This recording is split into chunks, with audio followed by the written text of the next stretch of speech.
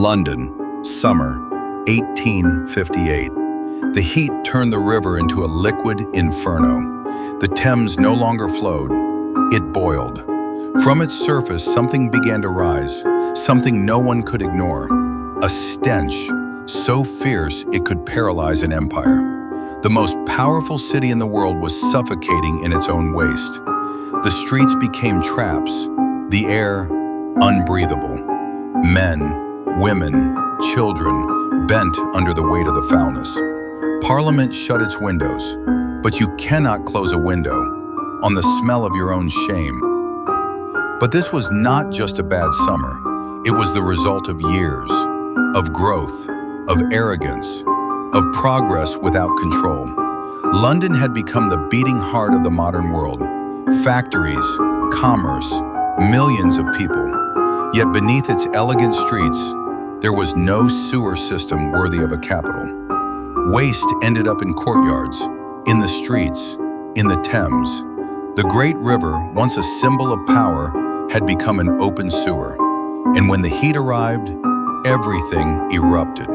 It was not just a smell, it was disease, it was fear. Cholera had already struck the city in previous years.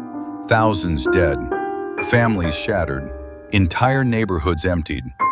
But still, it was not enough.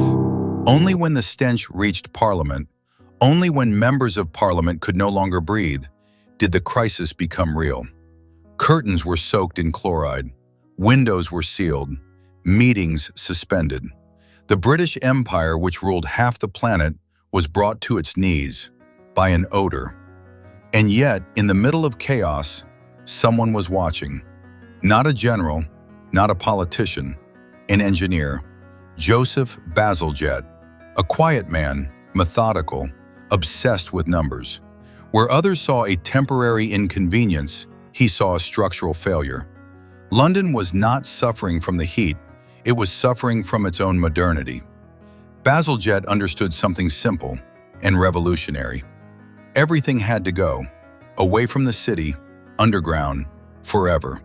Not a patch, not a temporary fix, a system, gigantic, invisible, built to last centuries. The work began. Thousands of laborers, tunnels carved by hand, brick upon brick. Beneath London, another London was born. A labyrinth of corridors, massive arches, hidden channels. It was a colossal undertaking, one of the greatest engineering feats of the 19th century. And Bazalgette did something extraordinary. He oversized everything. He calculated the future growth of the city and doubled the projected capacity. He was criticized, accused of excess. But he was not building for the present, he was building for the future. In time, the waters began to flow away. The stench faded, epidemics declined, the city breathed again. But the story does not end there. From the sewers, gases were released. Methane, an invisible byproduct, dangerous, explosive. Some saw a threat, others saw an opportunity. That gas could power street lamps. And so, in parts of the city, the light of the night was born from what the city had discarded. Popular legend began to call them the fart lamps. London learned a lesson. Civilization is not measured by palaces or military power. It is measured by what a society chooses to hide and how it manages what it hides. Beneath every great city, there is an invisible world, silent, essential, vital. And even today, many of the sewers designed by Bazalgette are still in use.